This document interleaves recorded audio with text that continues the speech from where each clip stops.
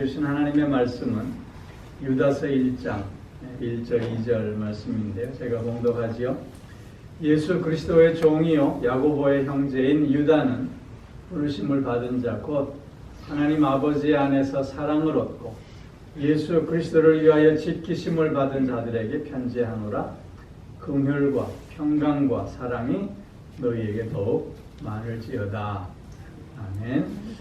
오늘 이 말씀을 의지해서 부르심을 받은 삶이라는 제목으로 말씀을 드립니다. 예수님을 믿는 사람들이건 믿지 않는 사람들이건 또 이 세상에서 착한 삶을 사는 사람들이건 악한 삶을 사는 사람들이건 간에 천국 가시겠습니다. 그러면 다 좋아하고요. 반대로 지옥 갈 것 같습니다. 그러면 죽일 듯이 달려들지 않겠습니까? 이런 것을 보면 모든 사람들이 다 천국 가기를 원하는 것 같아요. 그런데 천국이라는 것이 원한다고 갈 수 있는 것이 아니지 않습니까? 천국에 갈 수 있는 사람은 하나님의 특별한 부르심을 입은 사람들만이 갈 수 있습니다. 그런데 그 용어라는 건, 말이라고 하는 것은 그 사용하는 사람이 어떤 의미를 가지고 사용하느냐에 따라 그 뜻이 다양해질 수밖에 없는데요.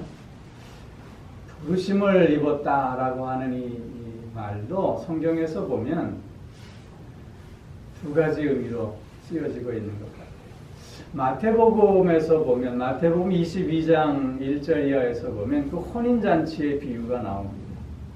임금이 혼인잔치를 배설하고는 그 전에 이미 초청했던 사람들을 불러요. 그랬더니 오려고 하지 않아요. 그래서 종들을 다시 보내서 오라고 했더니 그 종들을 다 잡아 죽였어요.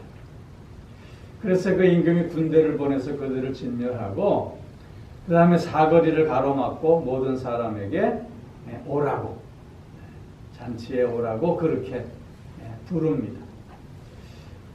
잔치 시작 시간이 돼서 임금이 왔는데 그 중에 한 사람이 예복을 입지 않았어요.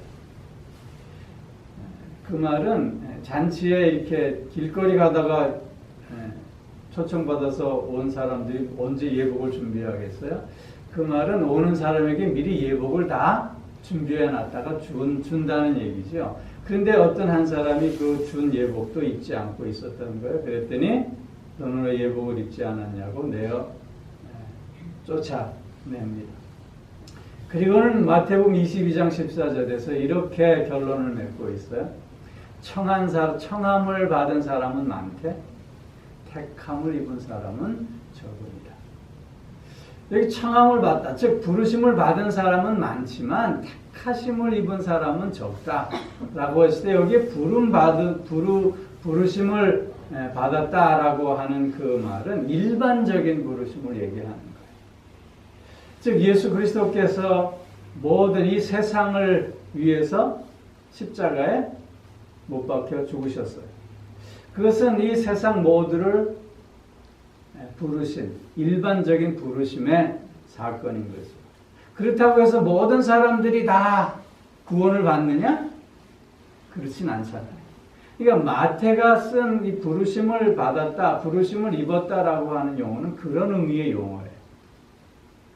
그래서 천국에 갈 수 있는 사람은 믿음을 선물로 받은 택정함을 입은 자들만이 갈 수 있다. 즉 택정함을 입은 자라고 하는 건 하나님의 특별한 그 주권과 또 섭리 가운데서 뽑힘을 받은 사람들을 얘기하는 거예요. 그런가 하면 바울은 이와는 좀 더 다른 용어, 다른 의미로 이 용어를 사용하고 있어요.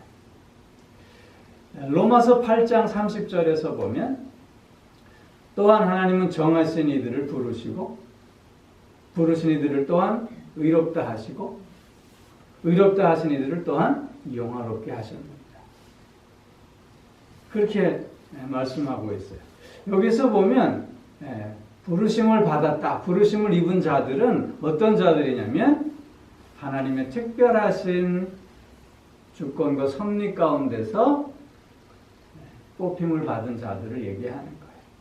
즉 바울이 사용하는 부르심을 입은 자들은 마태가 사용하고 있는 택정함을 입은 자들과 같은 의미인 것이지. 이렇게 조금 달라요. 오늘 우리가 읽은 유다서의 이 부르심을 입은 자라고 하는 이 표현은 바울의 의미로 사용하고 있는 표현이에요.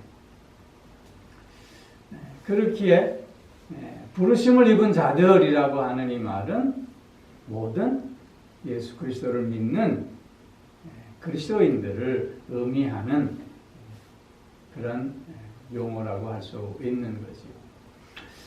유다서는 오늘 우리가 1절, 2절을 같이 읽었는데요. 그 편지의 인사말이에요.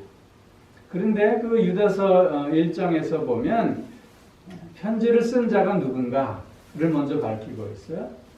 오늘 그 1절 말씀에서 보면 예수 그리스도의 종이요 야고보의 형제인 유다 그렇게 얘기하고 있어요.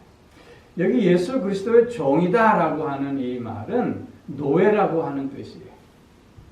그 노예는 주인에게 절대적인 복종을 요구받는 자 아니에요.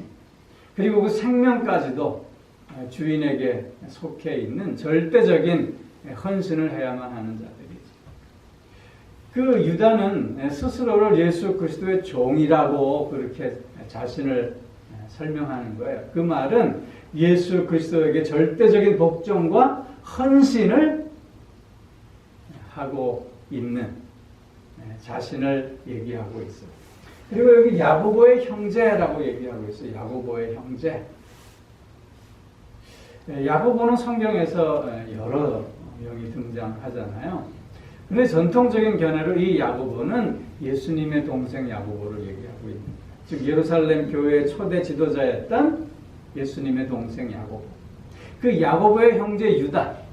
이 유다는 그러니까 결국 예수님의 막내 동생인 거예요. 전통적인 견해에 따르면 이 예수님의 막내 동생인 이 유다. 이 유다도 역시 그 야고보처럼 처음에는 예수님을 믿지 않았던 자였지요. 그러다가 예수님이 십자가에서 죽고 부활하시고 그 다음에 승천하신 후에 예수님을 자신의 주로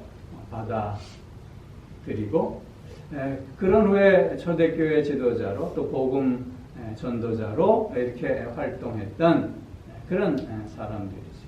그런데 오늘 그런 유다가 예수 그리스도를 혈통적으로 바라보고 있는 것이 아니라 자신의 구세주로 오늘 바라보면서 자기가 어떤 존재임을 지금 밝히고 있는 거예요. 즉 예수 그리스도께 절대적인 복종과 순종을 기꺼이 바치고 있는 사람으로 오늘 자신을 소개하고 있는 거예요. 그러면서 이 편지의 수신자가 누구예요? 부르심을 받은 자. 이렇게 부르심을 받은 자. 여기 부르심을 받은 자라고 하는 건 아까도 설명했지만 하나님의 절대적인 주권과 섭리 가운데서 특별하게 분리어낸 자들 얘기합니다. 헬라어로는 에클레오라고 하는 말을 쓰는데 우리 교회를요 헬라어로 에클레시아라고 얘기해요. 에클레시아라고 하는 것은 밖으로 이렇게 불러내어졌다라고 하는 거예요. 이 교회가 밖으로 불러내어진 것이다 그 말이에요. 그러면 그 밖으로 불러내어졌다라고 하는 그 의미가 어떤 의미를 갖고 있는 거냐면 세상으로부터 하나님의 품으로 불러내어졌다. 그런 거예요. 즉 부르심을 받았다라고 하는 건 세상으로부터 하나님의 품으로 옮겨졌다고 하는 걸 얘기합니다. 또한 죄와 죽음으로부터 의와 생명으로 옮겨졌다라는 걸 의미하고 있는 거예요. 뿐만 아니라 이러한 부르심은 내 행위에 따른 부르심이 아니라 하나님의 절대적인 주권적 뜻에 의해서 부르심을 받은 거고요. 그렇게 이 부르심은 거룩한 부르심이라고 하는 거죠. 즉 우리가 이제는 마귀의 자식에서 하나님의 자녀로 옮겨지는 그런 부르심을 입은 자들이 되었다고 하는 거예요. 그러면서 오늘 본문을 통해서 이렇게 부르심을 받은 자들, 부르심을 받은 자들의 삶의 특징이 무엇인가를 오늘 유다는 설명해 주고 있습니다. 그 첫 번째가 뭐냐면 하나님 아버지 안에서 사랑을 얻고, 즉 부르심을 받은 삶의 첫 번째 특징은 사랑으로 하나님과 교제하는 삶을 사는 자들이다. 그런 뜻이에요. 여기 하나님 아버지 안에서 사랑을 얻고 그 하나님 아버지 안에서 사랑을 받는 자가 되었음을 말씀하고 있는 거예요. 그 하나님의 사랑은 어떤 사랑이에요? 계속적인 사랑, 중단 없는 사랑. 당신의 의지를 가지고 우리에게 하나님 노릇해 주시는 사랑. 즉 하나님은 우리를 향해서 계속해서 서 있는 거예요. 우리가 그 사랑에 합당한 응답을 하든 또한 그 사랑에 합당한 응답을 하지 못하든 하나님은 계속해서 우리를 향해서 계셔요.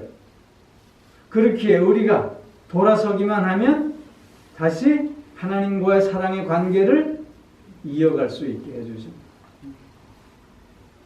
이런 하나님의 그 사랑으로 나에게 하나님 노릇을 계속해 주시는 그 하나님의 은혜로 말미암아 우리는 하나님과 계속해서 교제하는 삶을 살 수 있게 되는 것이지. 그런 사랑 안에 우리가 있는 거예요. 하나님은 사랑이시잖아요. 근데 그걸 여러분 머리로만 알고 있나 아니면 지금도 가슴으로 느끼고 계시나? 이건 엄청난 차이예요. 그 사랑을 가슴으로 온전히 느끼고 누리고 있느냐? 이게 중요한 문제가 아닐 수 없어요. 많은 사람들이 머리로는 알아요. 하나님은 사랑이십니다. 예, 하나님은 사랑이시지요. 그런데 그 사랑이 머리에만 있는 것이 아니라 가슴으로 내려와 있느냐. 지금 이 순간에도 그런 하나님의 사랑에 교화하고 있느냐. 그 사랑에 감격하고 있느냐. 그 사랑에 기뻐하고 감사하고 있느냐. 그렇게 물을 수 있는 거예요. 여러분, 오랜 시간을 뒤돌아볼 필요 없이 1시간 전부터 지금까지를 생각해 보면 지금부터 1시간 전까지 하나님의 사랑 안에 있음을 고백하고 또 경험하고 또 감사했는가? 여러분 한번 물어보세요. 그러셨어요? 그럼 할렐루야지요. 네. 그런 사랑 안에서 우리는 하나님과 교제하고 있는 친밀한 교제를 이어가는 거예요. 이렇게 하나님의 사랑 안에서 하나님과 교제한다고 하는 것은 결국 뭘 의미하냐면 우리가 하나님과 하나됨을 의미하는 것이고 하나됨과 하나됨을 의미하는 것은 우리가 하나님을 닮아간다는 것을 의미하는 거예요. 우리가 하나님의 거룩함을 본받아 성숙한 삶을 이어가게 됨을 의미하고 있는 거예요. 즉 부름 받은 자의 첫 번째 특징은 하나님과 사랑 안에서 교제함으로 말미암아 성숙해져가는 삶을 살아가게 됨을 말씀하고요. 생명이 있는 곳에는 늘 자람이 있을 수밖에 없죠. 하나님의 영원한 생명 안에 우리가 있기에 우리는 오늘도 하나님을 닮아가는 삶을 살아가고 있는 거예요. 이것이 부름받은 자의 첫 번째 특징인 것이죠. 그럼 두 번째 특징은 뭐겠어요? 여기 예수 그리스도를 위하여 지키심을 받은 자들에게 그렇게 얘기해요. 지키심을 받았다. 즉 하나님의 보호하심과 인도하심 속에 있음을 말씀하고 있는 거예요. 오늘 유다서가 기록되어진 연대를 전통적으로 AD 70년에서 80년 사이로 그렇게 학자들은 얘기하고 있어요. 그 AD 70년에서 80년 사이의 초대교회의 상황은 어떠했냐면 예수 그리스도를 향한 믿음으로 더욱더 굳건해졌던 시기가 아니라 영지주의의 영향 속에서 그 교회의 근간이 많이 흔들리고 있었던 시기예요. 그 영지주의자들의 주장이 뭐냐면 인간을 영과 육으로 분리해요. 그래서 영은 고급하고 육은 저급한 거라고 생각해요. 그래서 육체는 영혼을 가두는 감옥이라고 여기는 거예요. 그래서 육체는 아무 의미가 없어요. 너들에게. 그래서 두 가지 그 행동들이 나타나는데 첫 번째는 고행주의예요. 이 육체는 아무런 의미가 없으니까 그냥 고행을 통해서 그 영혼을 더욱더 맑게 하겠다는 거예요. 그래서 태양이 내리쬐는 탑 위에서 빨가벗고 누워있어요. 자기 몸을 학대해요. 그래서 탑 성자래. 어떤 사람은 모스키토 성자라고 이름 불러줘요. 하루 종일 모기가 극성인 늪에 가서 자기 몸을 담그고 있어요. 이렇게 자기 몸을 학대하는 고행주의가 한쪽에 있고요. 다른 한쪽은 쾌락주의가 생기는 거예요. 이 몸은 아무 의미가 없으니까 이 몸으로 어떤 행동을 해도 상관이 없다는 거예요. 이런 사람들은 쾌락을 위한 도덕 폐기론자들이에요. 이런 영향들이 교회 안에 들어오기 시작한 거예요. 그러다 보니까 어떻게 해요? 도덕적인 삶을 살려고 하지 않고 오히려 쾌락을 향해서 나아가는 삶을 사람들이 살아가게 돼 버린 것이요. 거기에 더해서 저들은 뭘 주장했냐면 예수님께서 이 땅에 저급한 육신의 몸을 가지고 오실 수 없다 이렇게 얘기하는 거예요. 왜? 예수님은 거룩하신 분이니까 이런 저급한 몸을 가질 수 없다라고 얘기하면서 성육신 사건을 부정해버리고 마는 거예요. 그러다 보니까 모든 그리스도에 대한 신앙의 근간이 흔들려버리고 말았다는 것이요. 바로 이러한 초대교회 상황 속에서 오늘 유다는 이 편지를 쓰는 거예요. 그러면서 그리스도를 향한 바르고 건강한 믿음을 가질 수 있어야 한다. 그런데 그렇게 그리스도를 향한 바르고 건강한 믿음을 가질 수 있게 된 원인이 뭐냐? 바로 하나님께서 지켜주셨기 때문이다. 하나님께서 보호하시고 인도해 주셨기 때문이다. 그렇게 강조하고 있는 거예요. 여러분 오늘날에도 얼마나 많은 이단들이 있습니까? 얼마나 많은 가문이설들이 주변에 있습니다. 그런데 빠지는 사람들을 우리 잘 이해하지 못하잖아요. 그런데 그런데 빠지는 사람들이 우리보다 못한 사람들이 빠지나요? 그렇지 않잖아요. 어떻게 저렇게 많이 배웠다고 하는 사람도 저기에 빠질 수 있지?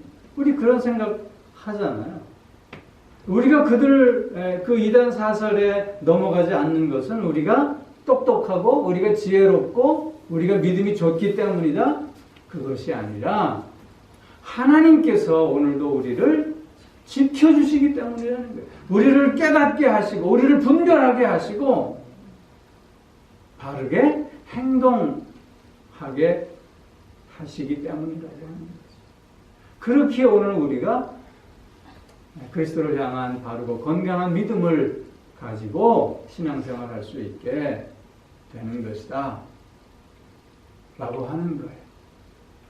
그래서 이런 하나님의 지켜주심, 하나님의 인도하시고 보호하여 주심 속에서 우리가 하나님의 자녀로서 오늘을 살아갈 수 있게 된다라고 합니다. 이것이 부름받은 자의 삶이라는 거예요. 그러면 하나님께서 왜 그 부름받은 자의 삶을 지켜주시는가? 그 목적이 뭐냐면 예수 그리스도를 위하여, 즉 나를 위해서 십자가에서 못 박혀 죽으신 그 예수 그리스도의 영광을 위하여 나를 오늘도 이렇게 지켜주시고 계신다는 거예요.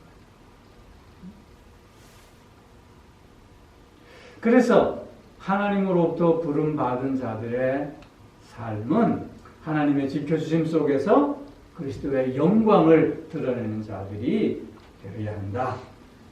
그렇게 말씀하고 있습니다. 그 다음에 한 가지 더. 부르심을 받은 자의 삶의 특징은 2절에 긍휼과 평강과 사랑이 너희에게 더욱 많을지어다. 이 말씀은 뭐냐면 승리하는 삶을 살게 하신다. 여기 긍휼이라고 하는 말이 뭐예요? 우리를 향한 하나님의 자비로우신 행위들이에요. 우리를 용서하시는 하나님의 긍휼. 우리를 늘 부족함 없게 채워주시는 하나님의 그 긍휼. 우리가 그릇된 길로 나아갈 때 우리를 다시 깨닫게 하셔서 다시 돌아오게 하시는 그 하나님의 그 긍휼. 날마다 우리의 삶을 간섭하시는 가운데 우리로 하여금 우리 되게 하시는 그 하나님의 우리를 향한 자비로우심. 이런 것을 하나님께서 우리에게 허락하시는 거예요. 평강은 뭐예요? 평강은 하나님께서 우리에게 허락하시는 그 모든 것을 통해서 부족함과 두려움이 없는 삶의 상태를 얘기하는 거예요. 하나님으로 만족함을 얻는 삶의 상태를 얘기하는 거예요. 이것은 그냥 막연한 그런 평안이 아니라 하나님께서 우리에게 약속해 주신 평안이라고 합니다. 약속해 주신 평안. 그래서 이런 평강을 더해 주시고, 여기 사랑이라고 하는 건 우리를 구원하시는 하나님의 은혜를 얘기하고 있는 거예요. 그런데 이 긍휼과 평강과 사랑이 너에게 더욱 많을지어다, 이렇게 얘기하고 있는 것은 긍휼과 평강과 사랑이 없다가 생기는 것이 아니라 지금도 있지만, 지금도 우리에게 그것이 허락되어지고 있지만 어떻게 한다는 거예요? 더해져 간다는 거예요. 더 많아져 간다는 걸 의미하는 거예요. 이렇게 긍휼과 평강과 사랑이 날마다 더해지는 삶은 결국 승리하는 삶이 될 수밖에 없다는 거예요. 즉 승리의 삶을 위해서 하나님은 우리에게 긍휼과 사랑, 평강과 사랑을 날마다 더해 주신다고 합니다. 어떤 어려움과 어떤 삶의 위기 속에서도 우리를 승리케 하신다고 하는 것을 의미하는 거예요. 뿐만 아니라 이렇게 긍휼과 평강과 사랑을 더해 주심으로 말미암아 우리로 하여금 사명적 삶을 살게 하는 거예요. 여러분, 우리를 불러주셨다라고 하는 건 그 부르심의 목적이 있을 거 아니에요. 그 부르심의 목적이 뭐예요? 사명이에요. 내가 감당해야 할 하나님 앞에 책임과 의무를 얘기하고 있는 거예요. 여러분, 소명과 사명은 그래서 늘 같이 가요. 소명 없는 사명이 있을 수 있나요? 있을 수 없어요.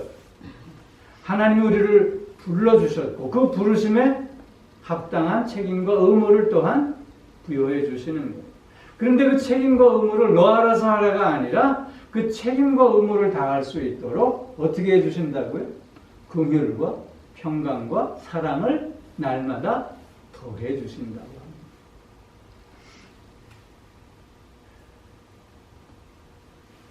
여러분, 소명과 사명, 그것은 목사에게만 해당되는 말일까요?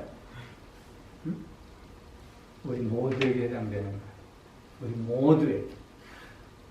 하나님으로부터 특별한 부르심을 받은 자들은 예외 없이 다 소명받은 자예요. 또한 사명을 받은 자들이다 라고 하는 거죠. 여러분, 하나님의 부르심은 어떤 부르심이에요? 사랑으로 하나님과 긴밀한 교제 속에서 우리로 하여금 하나님을 닮아가는 성숙의 삶을 살게 하는 부르심이에요. 또한 우리를 지켜주심으로 말미암아 하나님의 그 기쁨, 하나님의 그 보호하심과 그 하나님의 인도하심 속에서 우리로 하여금 그리스도께 영광 돌리는 삶을 살게 하는 것이고, 또한 마지막으로 긍휼과 평강과 사랑을 날마다 더하심으로 말미암아 승리하는 삶, 사명을 감당하는 삶을 살게 하시는 그런 부르심인 거죠. 오늘도 우리는 이렇게 하나님의 특별한 자들임에 분명합니다. 그렇기에 오늘 우리의 삶은 성숙하는 삶, 그리스도께 영광 돌리는 삶, 그리고 승리하며 사명을 다하는 삶이 되어야 할 줄로 믿습니다. 기도하겠습니다. 사랑의 아버지 하나님, 하나님의 특별한 은혜와 섭리 속에서 부르심을 받게 하시고 그 부르심에 합당한 삶을 오늘도 이어갈 수 있도록 우리에게 사랑을 주시고 은혜를 주시고 또한 필요한 모든 것을 더하여 주시오니 참 감사를 드립니다. 아버지 하나님, 부름받은 자로서 더욱더 주님을 닮아가는 우리가 되게 하여 주시고 부름받은 자로서 주님께 영광 돌리는 우리가 되게 하여 주시고 부름받은 자로서 승리하며 또한 내가 감당해야 할 그 몫을 힘있게 감당해내는 우리가 되게 하여 주시옵소서. 감사드리며 우리 주 예수 그리스도의 이름으로 기도하옵나이다. 아멘. 이제는 우리 주 예수 그리스도의 은혜와 하나님 아버지의 무한하신 사랑하심, 성령의 교통하심, 인도하심, 내주하심, 또한 복주심의 역사가 부르심을 받은 자로서 그 부르심에 합당한 삶을 오늘도 힘있게 살아가겠노라. 다시금 소원하며 결단하는 사랑하는 성도들과 그 가정과 하시는 모든 일들 위에 이제로부터 영원토록 함께하옵시기를 간절히 축원하옵나이다.